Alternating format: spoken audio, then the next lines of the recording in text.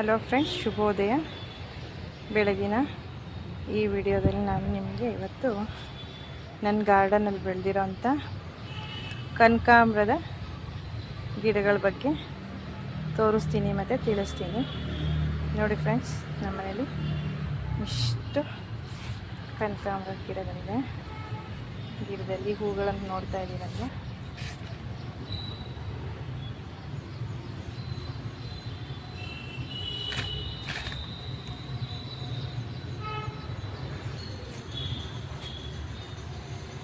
ಸುಮಾರು ಒಂದು 60 ಇಂದ 70 ಗಿಡಗಳಿದೆ. ಎಲ್ಲ ಗಿಡದಲ್ಲೂ 4 ಹೂವು, 2-3 ಹೂಗಳನ್ನು ಇಟ್ಕೊಂಡಿದೆ.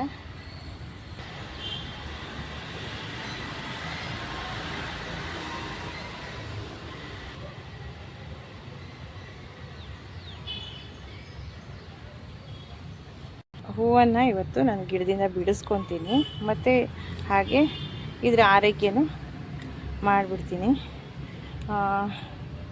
ಇದು ನೋಡಿ, ಇದು ಡ್ರೈ ಆಗಿರೋಂಥದ್ದು. ಇದನ್ನು ಹೀಗೆ ಕಟ್ ಮಾಡಿ ಪಾಟಲ್ಲೇ ಹಾಕ್ತೀನಿ. ಯಾಕಂದರೆ ಅದರಲ್ಲಿ ಸೀಡ್ಸ್ ಇರುತ್ತೆ. ಇಲ್ಲಿ ಕಾಣ್ತಿರ್ಬೋದು, ಇದರಲ್ಲಿ ಸೀಡ್ಸ್ ಇದೆ, ಒಣಗಿದೆ. ಸೊ ಪಾಟಲ್ಲಿ ಹಾಕಿದರೆ ಮತ್ತೆ ಹೊಸ ಸಸಿಗಳು ಹುಡ್ಕೊಳುತ್ತೆ. ಈಗ ತೋರಿಸ್ತೀನಿ ನೋಡಿ. ಇಲ್ಲಿ ನೋಡಿ, ಇವೆಲ್ಲ ಪಾಟಲ್ಲಿ ಬಿದ್ದಿರೋಂಥ ಸೀಡಿಂದ ಬಂದಿರೋಂಥ ಸಸಿಗಳು. ಜರ್ಮಿನೇಷನ್ ಆಗಿದ ತಕ್ಷಣ ಪುಟ್ಟದಾಗಿ ಪಾಟ್ ತುಂಬ ಬಂದಿರುತ್ತೆ. ಇದು ನೆಕ್ಸ್ಟ್ ಇಲ್ಲ, ಮಳೆ ಇದೆ ಅಂತ ಹೇಳಿಬಿಟ್ಟು ನಾನು ಸುಮ್ಮನಾದೆ.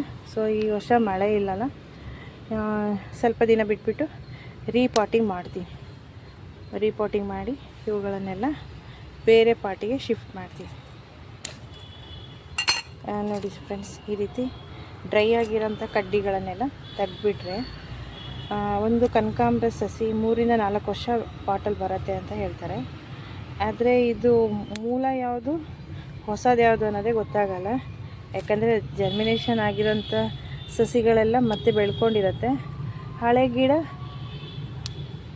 ಅದೇ ಥರ ಅದ್ರ ಜೊತೆಗೆ ಇರುತ್ತಲ್ವ. ಹಳೆಯದು ಯಾವುದು, ಹೊಸದು ಯಾವುದು ಅನ್ನೋದೇ ಗೊತ್ತಾಗಲ್ಲ.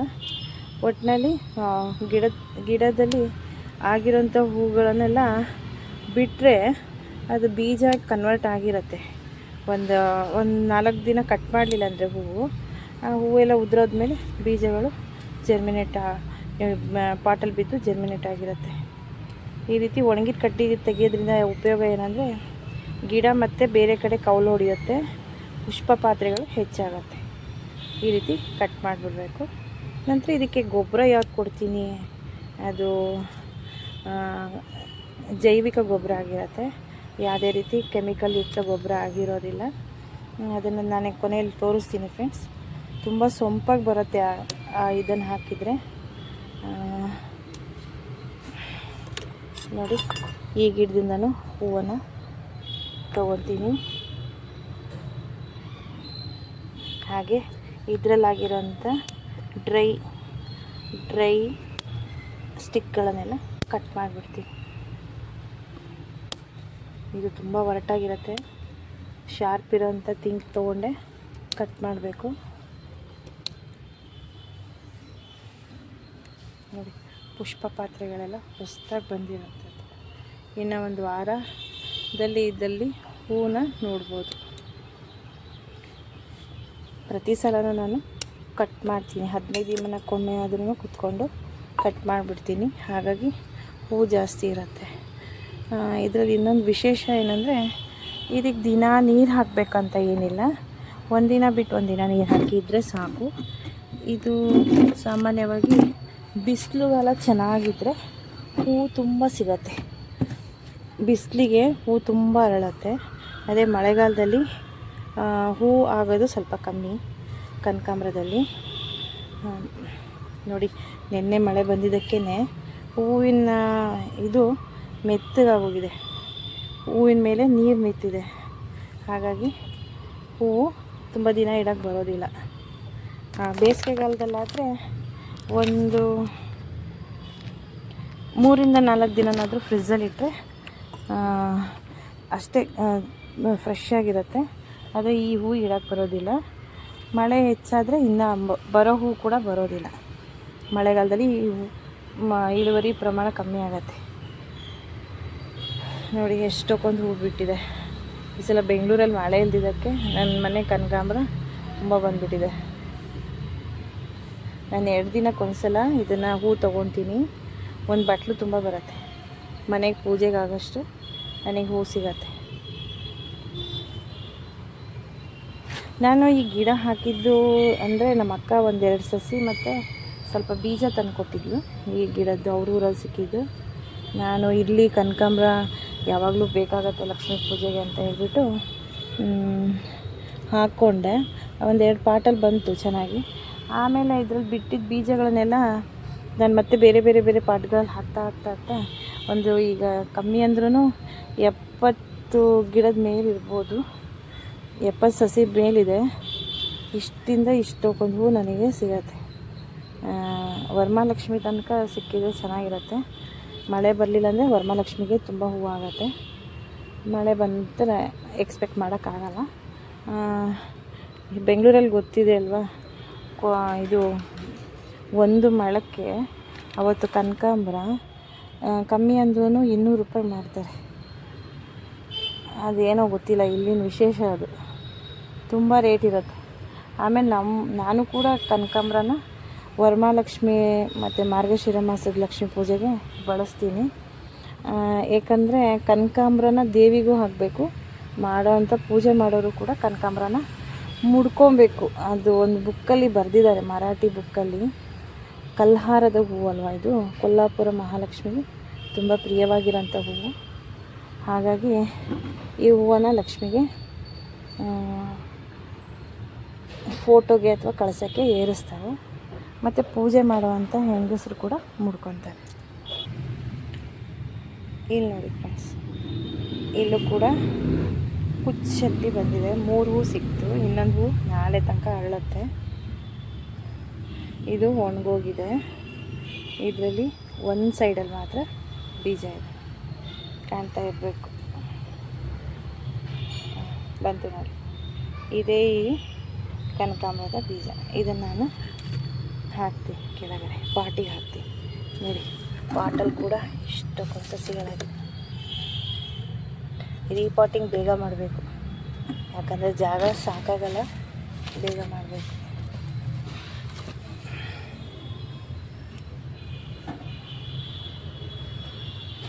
ಇದನ್ನು ಕೂಡ ಕಟ್ ಮಾಡಿಬಿಡ್ತೀನಿ.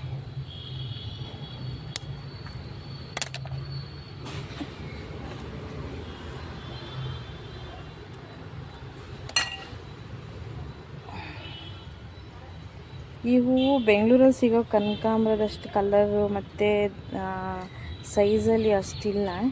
ಇದೊಂಥರ ರೆಡ್ ಕಲರ್ ಕನಕಾಂಬರ ಮತ್ತು ತುಂಬ ಸ್ಟ್ರಾಂಗಾಗಿರುತ್ತೆ. ಕಡ್ಡಿಗಳೆಲ್ಲ ತುಂಬ ಸ್ಟ್ರಾಂಗ್ ಇರೋದು ನೋಡ್ತಾ ಇರಬೇಕು. ಈ ಕಲರ್ ಚೇಂಜ್ ಇದೆ. ಆ ಥರ ಕನಕಾಂಬರ ನನಗೆ ಸಿಕ್ಕಿದ್ರೆ ತೊಗೊಂಬರೋಣ ಅಂತ ಇದ್ದೀನಿ. ಎಲ್ಲಿ ಕನಕಾಂಬರ ನೋಡಿದ್ರೂ ಇದೇ ಥರನೇ ಸಿಗ್ತಾಯಿದೆ ನನಗೆ. ಸೊ ಯಾವುದಾದ್ರೂ ಒಂದು ಫಾರ್ಮಲ್ಲಿ ಸಿಕ್ಕಿದೆ ತೊಗೊಂಬರ್ತೀನಿ. ನೋಡಿ ಫ್ರೆಂಡ್ಸ್, ಎಲ್ಲೂ ಕೂಡ ಎಷ್ಟೊಂದಾಗಿದೆ ಸಸಿ. ಹೀಗೆ ಬೀಜಗಳನ್ನೇ ಹಾಕಿದ್ದೆ, ಕಟ್ ಮಾಡಿ ಬಿದ್ದಿರೋಂಥ ಸಸಿಗಳ ಸಂಖ್ಯೆನೇ ತುಂಬ ಇದೆ.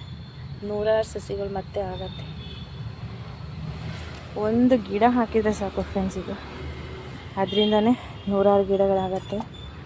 ನಾನೀಗ 3 ವರ್ಷದಿಂದ ಈ ಕನಕಾಂಬರದ ಗಿಡಗಳನ್ನು ಸಾಕ್ಕೊಂಡಿದ್ದೀನಿ. 2 ವರ್ಷ ಕಂಪೇರ್ ಮಾಡಿದರೆ ಲಾಸ್ಟ್ ಇಯರು ತುಂಬ ನನಗೆ ಮಾರುಗಟ್ಟಲೆ ಕನಕಾಂಬರ ಸಿಕ್ಕಿದೆ ಇಷ್ಟು ಗಿಡದಲ್ಲಿ. ಹೀಗೆ ಇದ್ರ ಸಸಿಗಳನ್ನು ಜಾಸ್ತಿ ಮಾಡ್ಕೊಳ್ಳೋಂಥ ವಿಧಾನ ಇದು. ಏನೂ ನೀಡಿಲ್ಲ ಇದಕ್ಕೆ. ಮಣ್ಣಿಗೆ ಸ್ವಲ್ಪ ಪ್ರಮಾಣದ ತೇವ ಇದ್ದರೆ ಸಾಕು. ಆಮೇಲೆ ಅದಕ್ಕೊಂದು ಗೊಬ್ಬರ ಅಂದರೆ ಸಮುದ್ರದ ಆಲ್ಗೆಗಳಿಂದ ತಯಾರು ಮಾಡಿದ್ದು ಸೀವೀಡ್ ಅಂತ ಸಿಗತ್ತೆ. ಆ ಸೀವೀಡನ್ನು ಹಾಕ್ತೀವಿ. ಸೀವೀಡ್ ಹಾಕಿದರೆ ಏನಾಗುತ್ತೆ ಅಂದರೆ ಅದೇನು ಕೆಮಿಕಲ್ ಅಲ್ಲ, ಹೂಗಳು ಜಾಸ್ತಿ ಆಗುತ್ತೆ, ಪುಷ್ಪ ಪಾತ್ರೆಗಳೆಲ್ಲ ಜಾಸ್ತಿ ಆಗುತ್ತೆ. ಒಂದು 6 ತಿಂಗಳಿಗೊಮ್ಮೆ ಕೊಡ್ತೀನಿ ಅಷ್ಟೇ ಮೆಡಿಸ್. ಒಂದು ಅದಕ್ಕೆ ಆನ್ಲೈನಲ್ಲಿ ತರಿಸಿದ್ದಕ್ಕೆ 150 ರುಪೀಸ್ ಆಗಿತ್ತು. 150 ರುಪೀಸ್ ವರ್ತೇ ಇದೆ, ಯಾಕಂದರೆ ಒಂದೇ ಸಲಕ್ಕೇನು ಖಾಲಿ ಆಗೋಲ್ಲ ಅದು. ತುಂಬ ಸಲ ಹಾಕ್ಬೋದು. 4 ಕಾಳು ಹಾಕ್ಬೇಕು ಒಂದು ಪಾಟಿಗೆ, ಏನು ಜಾಸ್ತಿ ಹಾಕೋಂಗಿಲ್ಲ. ತೋರಿಸ್ತೀನಿ ನೋಡಿ, ಇಲ್ಲೇ ಇಟ್ಟಿದ್ದೀನಿ. ಇದೇ ನೋಡಿ ಫ್ರೆಂಡ್ಸ್, ಸೀವೀಡ್ ಅಂತ ಹೇಳ್ಬಿಟ್ಟು ಹೂಗಳಿಗೆ, ಹಣ್ಣುಗಳಿಗೆ ಮತ್ತು ಪಾಟಿಗೆ ಎಲ್ಲ ಹಾಕ್ಬೋದು ಇದು. ಇದನ್ನು ಆನ್ಲೈನಲ್ಲಿ ತರಿಸ್ಕೊಂಡಿದ್ದೆ. ಇದನ್ನು 4 ಕಾಳನ್ನು ಹಾಕಿದರೆ ಸಾಕು, ಜಾಸ್ತಿನೂ ಬೇಡ. ನಾನು ಈ ಪಾಟಲ್ಲೂ ಕೂಡ ಇಷ್ಟಕ್ಕೊಂದು ಹೂವಾಗಿದೆ.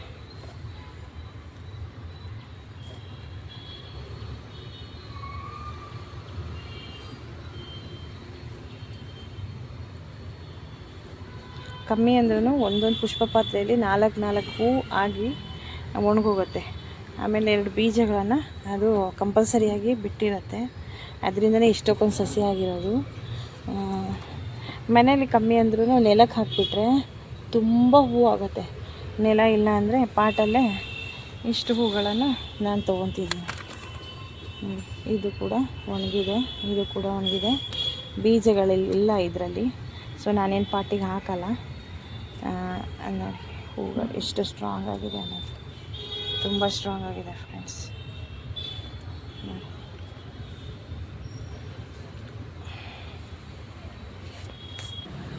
ಕಾಂಪೌಂಡ್ ತುಂಬ ಬರೀ ಹೂವಿನ ಗಿಡಗಳೇ ಕಾಣುತ್ತೆ. ಅಕ್ಕಪಕ್ಕದವರೆಲ್ಲ ಹೇಳ್ತಾರೆ ತುಂಬ ಹೂ ಬರ್ತಿದೆ ಈಗೀಗ ಅಂತ.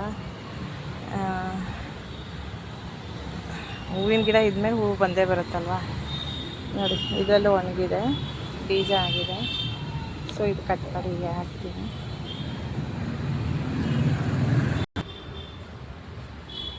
ಈ ರೀತಿ ನಾನು ಮಾಡಿರೋ ವಿಡಿಯೋ ನಿಮಗೆ ಇನ್ಫಾರ್ಮೇಟಿವ್ ಆಗಿದ್ದೆ, ಮತ್ತು ಅದರ ನಾನು ಬೆಳೆಸೋಂಥ ರೀತಿ ನಿಮ್ಗೆ ಇಷ್ಟ ಆಗಿದ್ದರೆ ಪ್ಲೀಸ್ ಒಂದು ಲೈಕ್ ಮಾಡಿ, ಶೇರ್ ಮಾಡಿ, ಸಬ್ಸ್ಕ್ರೈಬ್ ಮಾಡೋದನ್ನು ಮರಿಬೇಡಿ ಫ್ರೆಂಡ್ಸ್. ಇನ್ನು ಗೊತ್ತಿರೋಂಥ ಮುಂದಿನ ಇನ್ಫಾರ್ಮೇಷನ್ಗಳನ್ನು ಗಿಡಗಳ ಬಗ್ಗೆ ನಾನು ಕೊಡ್ತಾ ಹೋಗ್ತೀನಿ. Thank you for watching.